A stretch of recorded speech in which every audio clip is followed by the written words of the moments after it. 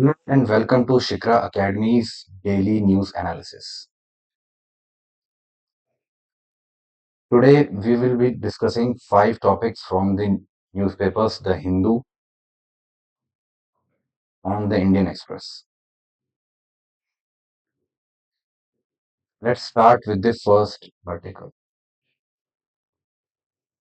So the first topic for today is taken from the Hindu newspaper, page 4 of the Delhi edition. More good news than bad in Delhi's fertility rate. Now, according to the sample registration system, SRS report by Registrar General of India for 2021, SRS report 2021, Delhi has registered the lowest total fertility rate in India at 1.4.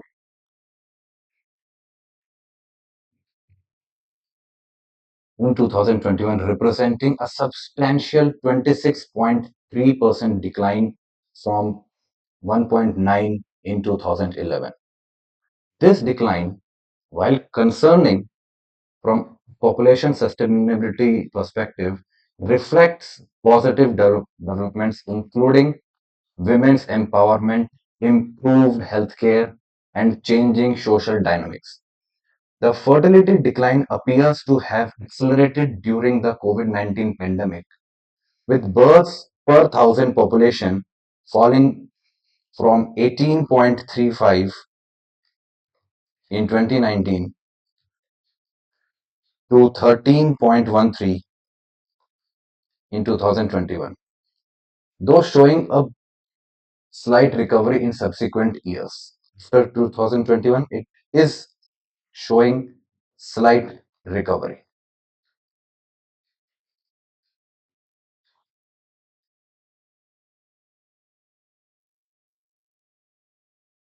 Delhi's fertility rate in the historical context.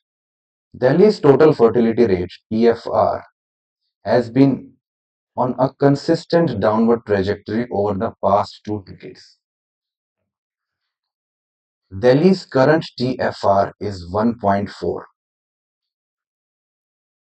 The TFR represents the average number of children born to a woman over her lifetime.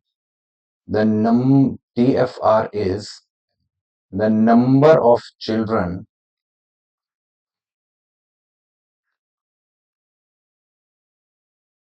a woman bears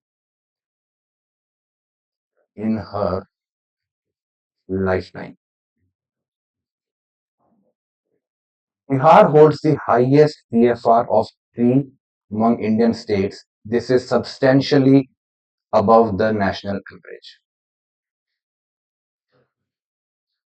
Several states have achieved below replacement level fertility, including Tamil Nadu, Andhra Pradesh, Jammu and Kashmir, Kerala, Maharashtra, Punjab. They all have a TFR of around 1.5. This disparity between Delhi's 1.4 and Bihar's TFR of 3 highlights the significant regional variations in fertility patterns across India, reflecting differences in socio-economic development, educational attainment, and healthcare access. Now, what are the factors contributing to the fertility decline? And this is not particularly related to Delhi, it can include all the Indian major cities, the tier 1 cities. The socio-economic determinants. The first is economic pressures.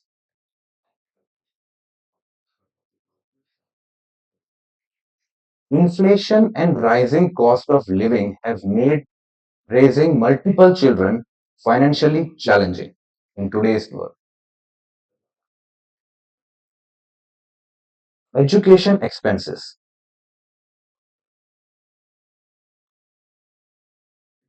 The increasing cost of quality education deters couples from having multiple children. Child care costs are increasing. Expenses related to nannies and child care professionals influence family planning decisions. So, after the socio-economic determinants, there is a factor of women empowerment and changing social dynamics. Increased female participation in the workforce. Female participation in workforce has altered traditional family structures. Greater autonomy in decision making allows women to determine their reproductive choices independently. Rising educational attainment among women correlates with delayed marriage and childbearing. Third, there are health and lifestyle factors that influence the fertility decline. Medical conditions.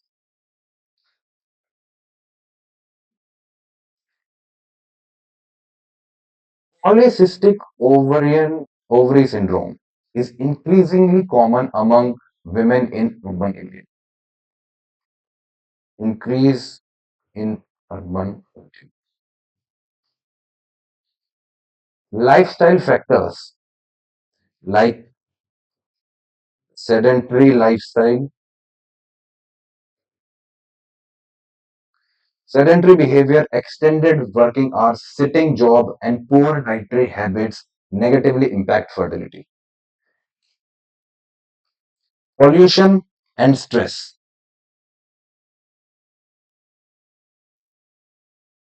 Pollution and stress are constant in urban environments. They are prevalent in large cities and contribute to declining fertility issues.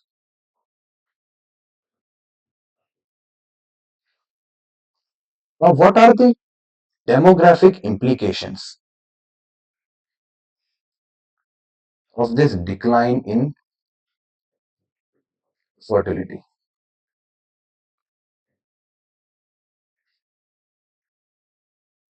There are shifting family structures.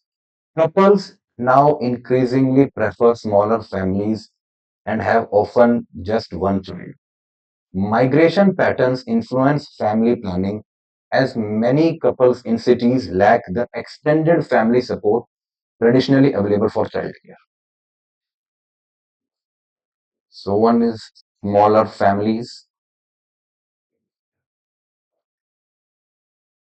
urban migration. Now, many women opt for single child families due to financial considerations and the desire to provide optimal care to their child.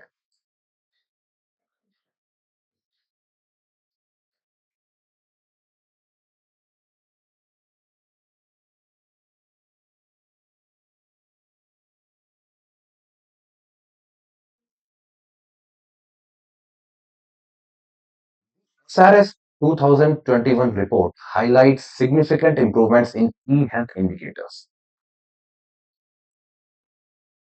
There are improvements in maternal and child care indicators. Maternal mortality ratio has decreased from 130 to 93 per lakh live births. Infant mortality rate has declined from 39 to 27 per thousand live births.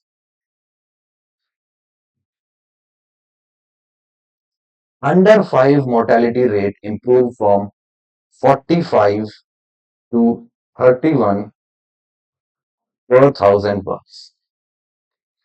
These improvements suggest that while fewer children are being born, those that are born have better survival prospects and mothers face lower risks during childbirth. This represents positive public health developments.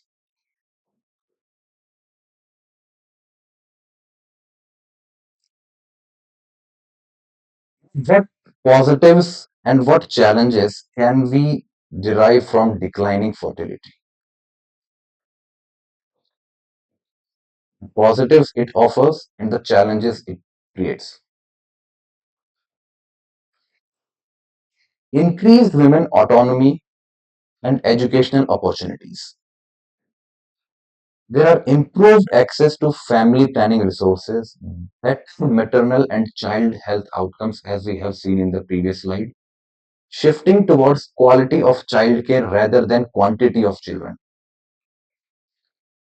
Quality over quantity. More deliberate and planned approach to parenthood by both mother and father.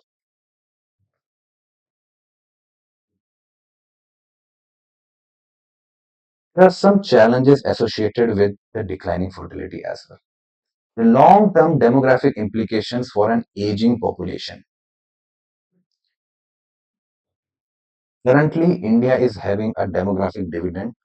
We have a younger population. If this younger population is not replenished by the further population, then we'll have a problem of aging population 20 to 30 years down the line. Then it will create potential labor force shortages in future decades. The medical fertility issues may prevent desired pregnancies in the future. Economic pressures limit family size below what couples might otherwise prefer.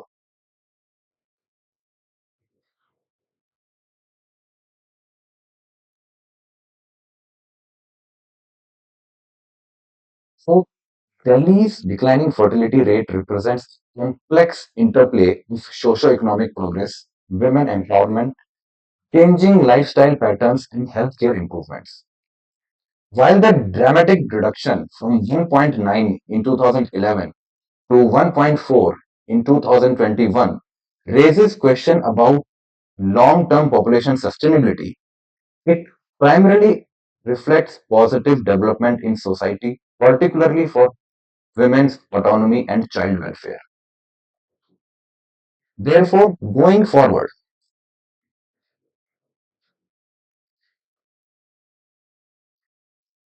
policymakers will need to balance respecting individual reproductive choices while addressing the potential long-term challenges of an aging population.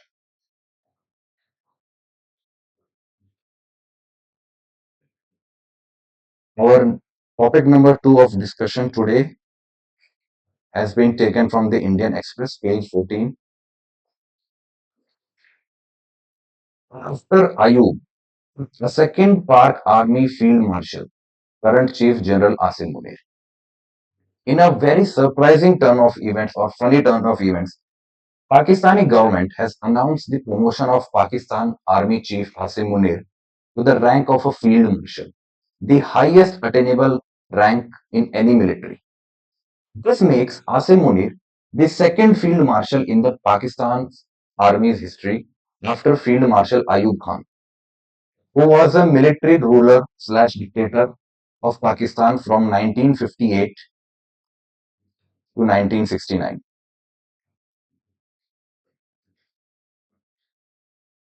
Ayub Khan, after the coup in 1958, gave himself the title of Field Marshal in the year 1959. And under his leadership, Pakistan lost the 1965 war with India.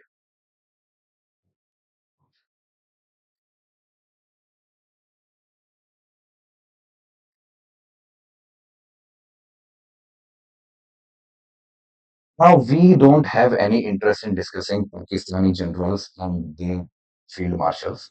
So, let's take our five-star rank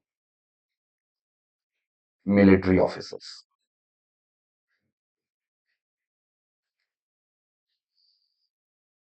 Field Marshal is the five-star rank and the highest attainable rank in the Indian Army.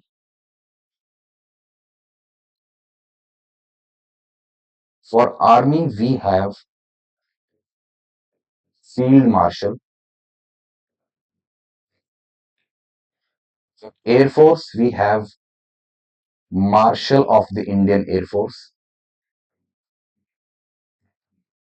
For Navy, we have Admiral of the Fleet.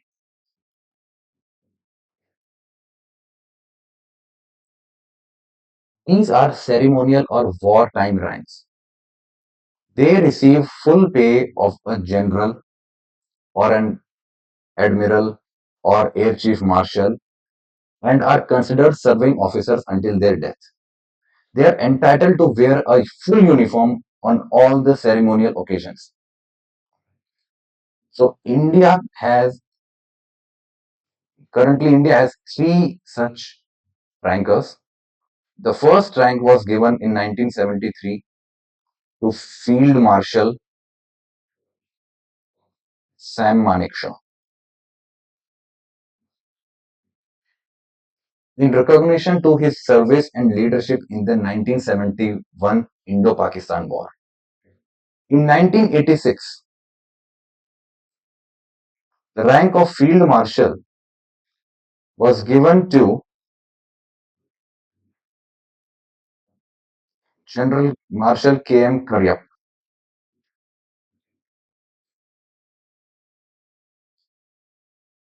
General Karyappa was the first native Indian to serve as the Commander-in-Chief of the Indian Army. The post of Commander-in-Chief later became the Chief of Army Staff as we know today. In 2002, the retired Air Chief Marshal Arjan Singh was conferred with the Marshal of the Indian Air Force rank.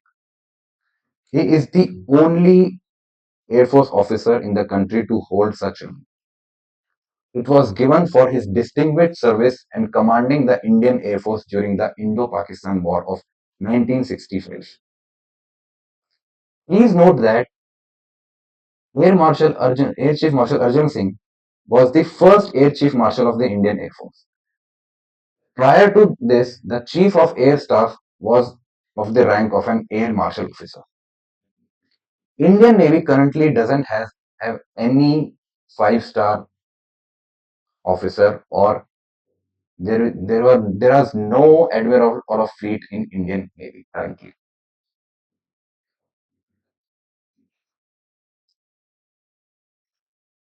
Last year in 2024 UPSC prelims,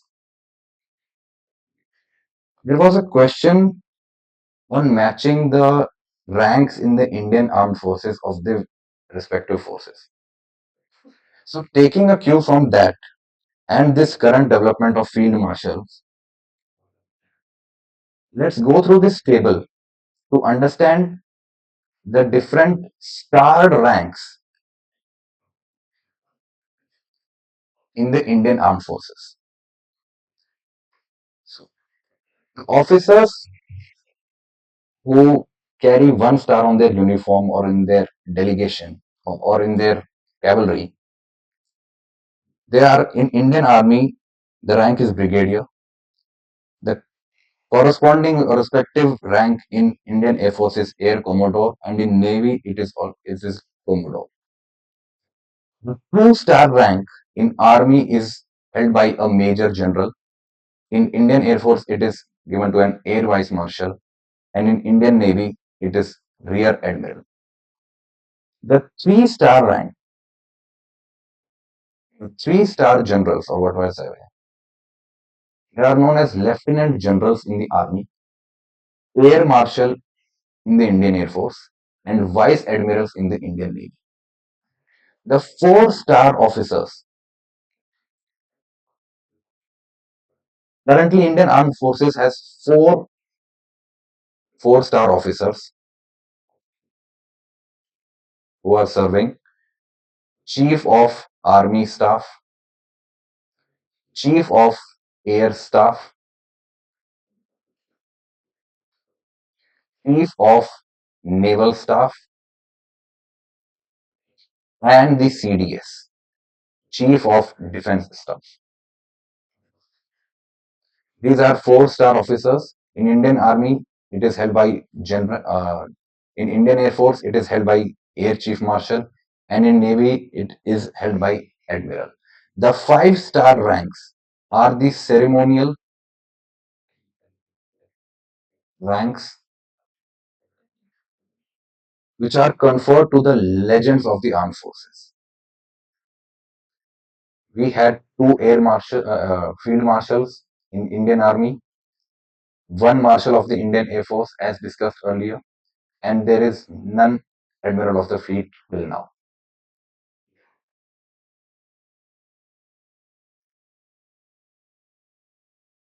Coming to topic number 3,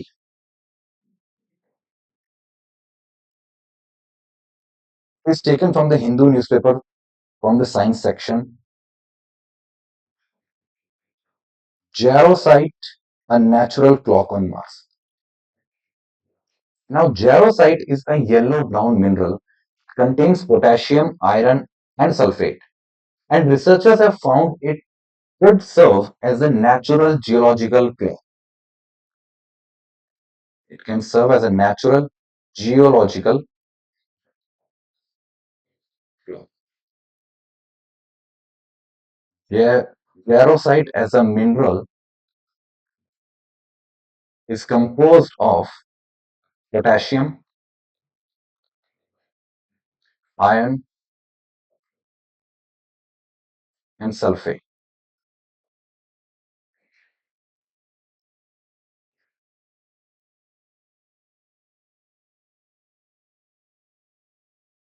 Its composition, it's a yellow-brown mineral containing potassium, iron, sulfate as discussed earlier. Now, recently a team of researchers from India sampled 6 jarosite veins from Kutch region of Gujarat.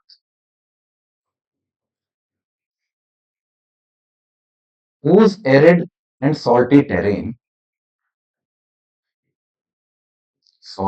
arid terrain is similar to that of Mars. In the lab, the team of scientists analyzed how much light the mineral jarosite emitted due to the energy it had stored from the natural radiation. This phenomena is called luminescence.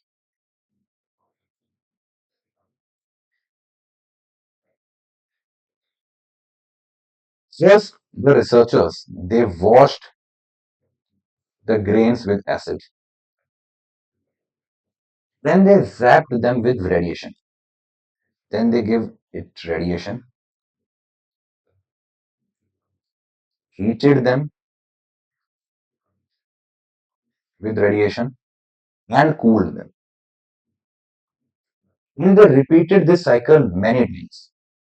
This way, the scientists revealed four clear emissions at about 100 degrees Celsius, 150 degrees Celsius, 300 degrees Celsius, 350 degrees Celsius, and even at 450 degrees Celsius. This way, they revealed they, this meant that jarosite, the mineral jarosite, could survive being heated by the Mars rover, the drilling of Mars rover, without losing its ability to luminescence. Now, because of this, because jarosite is common on Mars, the researchers have suggested future rovers could use it to date dust storms, ancient flood deposits, and volcanic ash on Mars. On Mars, it can act as a natural timekeeper by storing energy from natural radiation over time. It stores energy from natural radiation or the given radiation.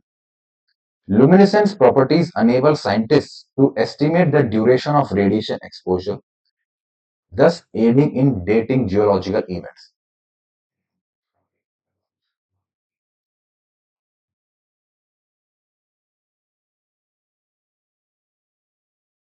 Number 4 of today's discussion is in intense Manipur calm, festival of the flower.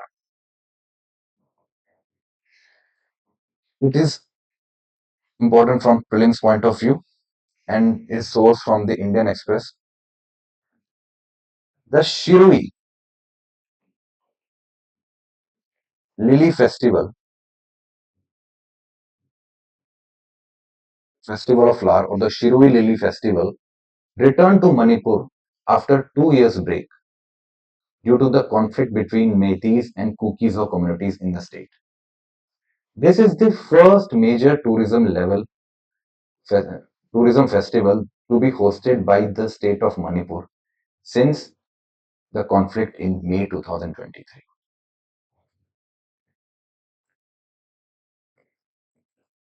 So this is the first tourism festival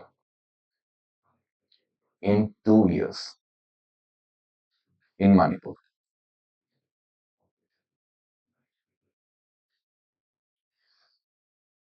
The festival is named after Shirui lily, which is the state flower of Manipur. Please note that Shirui lily is Manipur's state flower and is organized by the this festival is organized by state government's Department of Tourism, Manipur's government Department of Tourism. This festival was first held in 2017 and it is one of the two major tourism festivals that are held in Manipur. The other notable festival is named after the Sangai, the bro enter deer. This is the Manipur's state name. This festival coincides with blooming season of the Shirui lily. It is a rare flower. The festival is held in Ukhrul district of Manipur, which is home to Tangkul Naga community. Now, this event is designed as an ecotourism festival to raise awareness about the flower and to promote tourism in the hilly areas of Ukhrul or Manipur. The Shirui lily is native to the upper reaches of the Shirui hill range. This flower is endemic to Shirui hill range in the Ukhrul district. The local population, this plant is known as Pashong timrawon.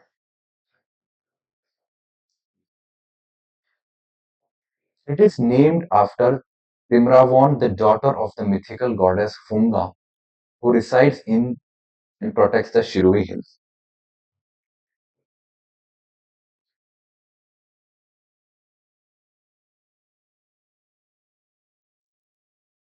Over the years, this lily, the Shirui lily flower, has become endangered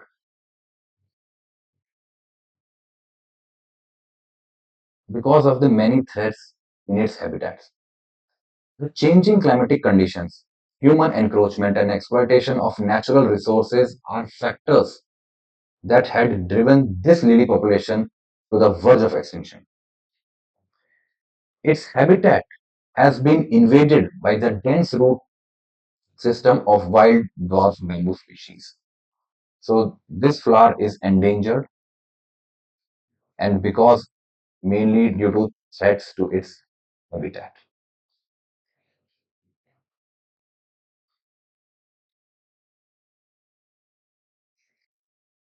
Coming to the final topic of discussion today, topic 5, taken from the opinion page of the Hindu.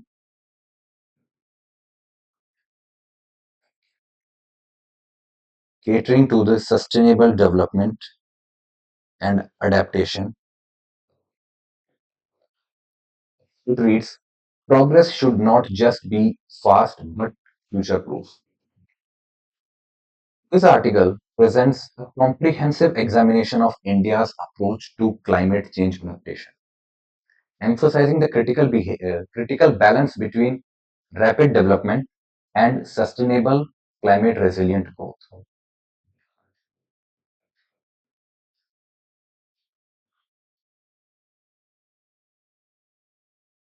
Now let's discuss in detail about India's vulnerability to climate physical risks. More than 80% of India's population lives in climate induced disasters. There are current climate threats and impacts. More than 90% of India's population lives in districts that are at risk of climate induced disasters, according to the World Bank data.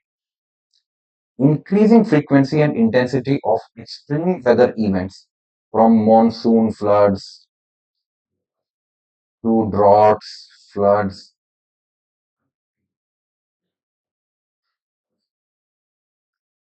and the heat induced crop failures in central India. Climate impacts are evolving from isolated incidents into systematic threats affecting economic stability, public health, and national security. These threats manifest as both acute shocks, such as cyclones, floods, heat waves, and chronic stresses, such as the sea level rise, or the shifting monsoon patterns, or the prolonged droughts that India faces. Also, there are gaps in our climate risk assessment. The lack of a comprehensive framework to evaluate and predict climate physical risks. Reliance on reactive rather than proactive. In India, we are more of reactive towards disasters or stress rather than being proactive. With fragmented climate data across various government agencies, research institutions, and private platforms. This absence of unified system to consolidate climate insights from various sources, such as IIT Gandhinagar's flood maps, IMD's vulnerable atlases, NIDM's disasters framework. These gaps significantly hinder India's preparedness for future climate challenges and undermine the effectiveness of current adaptation efforts.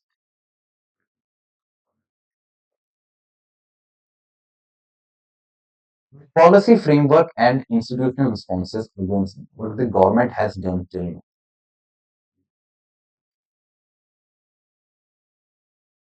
India is developing its first national adaptation plan to be submitted to the United Nations Framework Convention on Climate Action, UNFCCC, by September of this year. This marks the country's first such framework in line with the global commitments under the Paris Agreement of 2015. This NAP, the National Adaptation Plan, will offer a more holistic approach to combating climate change, extending to economic and social structures. Prior to NAP, India formulated and submitted its first adaptation communication ADCOM in December 2023.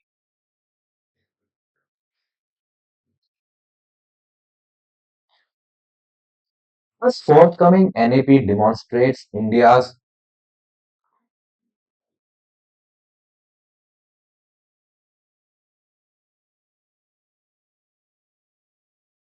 forthcoming NAP demonstrates India's commitment to a multifaceted approach to climate adaptation.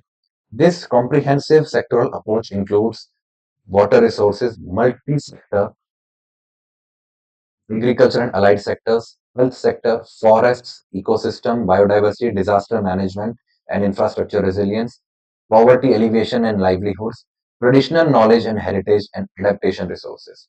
So this is a multi-sectoral approach towards climate adaptation. This comprehensive sectoral approach represents a significant advancement in India's planning framework, moving beyond existing NAPCC, that is National Action Plan on Climate Change, NAPCC.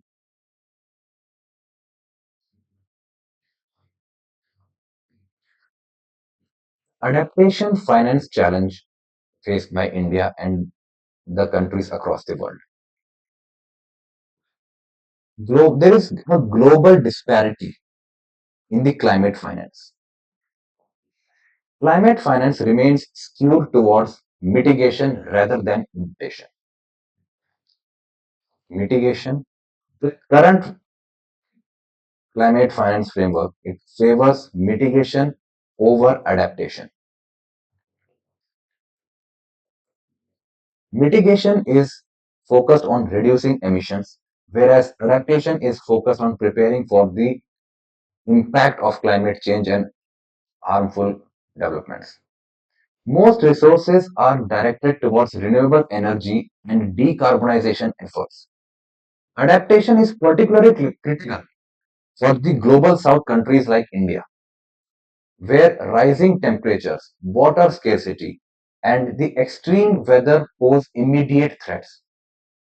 Even within mechanisms like the Green Climate Fund (GCF), adaptation projects receive disproportionately small share.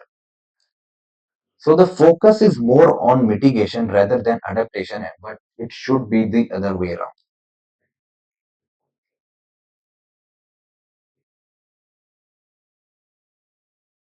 especially for countries in the global south.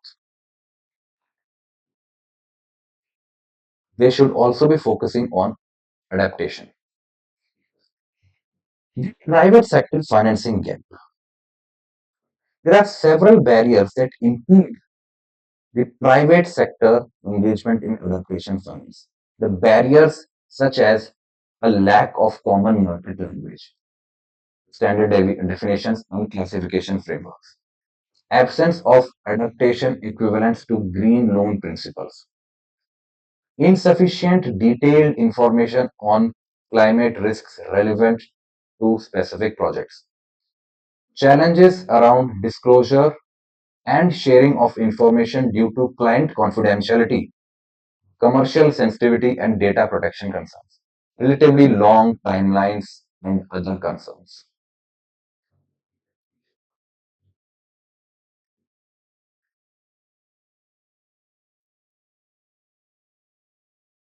After seeing the challenges in the Global Adaptation Fund, let's discuss the need for unified assessment tools. Assessment of the physical risk is also an aspect of utmost importance. India needs climate physical risk assessment tool to support that tool supports both public and private decision making. Such a tool would help address current gaps in climate planning and preparation. This assessment tool is vital to plan for climate is vital in climate planning and preparation. It would enable the public sector to design climate resilient policies, guide infrastructure planning, and allocate resources and funds effectively. For the private sector, it would also help to assess risks across various value chains and support operational planning.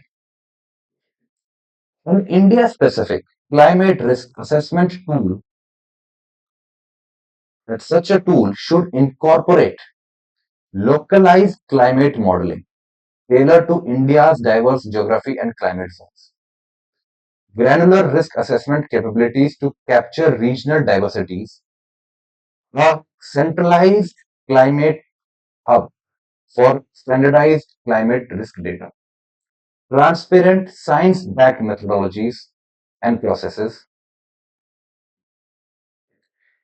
iterative feedback mechanisms to improve accuracy over time.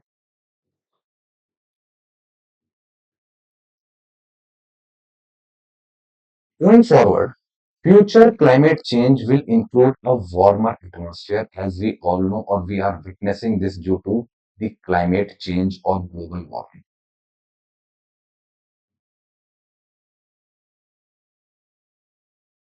Global warming is leaded to warmer atmosphere, a more acidic ocean, higher sea levels, and larger changes in the precipitation patterns across the world.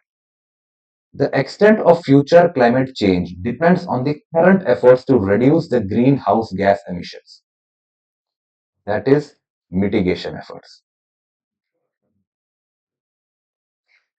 Climate change effects will impact the food supply, the food security, water resources, water security, infrastructure, ecosystems, and human health globally. Even if the emissions stabilized today, atmospheric greenhouse gases concentration would remain elevated for hundreds of years, and thus we require not only the mitigation strategies but also the adaptation strategies. Both mitigation and adaptation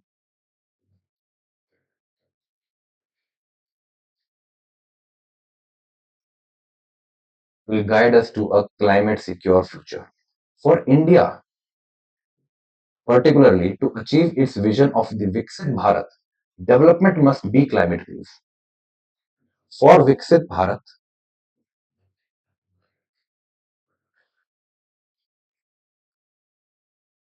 uh, development should be climate proof. India should be climate proof in order to achieve Viksit status. This should be supported by robust data, appropriate financing mechanisms, and integrated planning across the sectors. With proper preparation and foresight, India can transform climate challenges into the opportunities for a more sustainable and resilient growth in the future.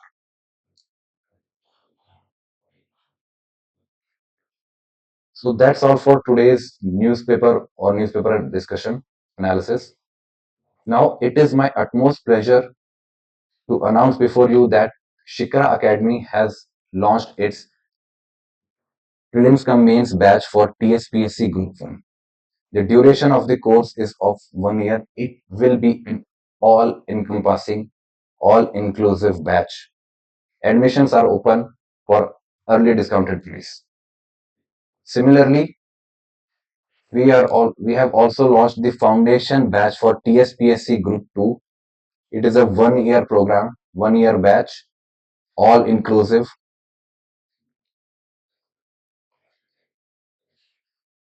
Book your seats now. Thank you.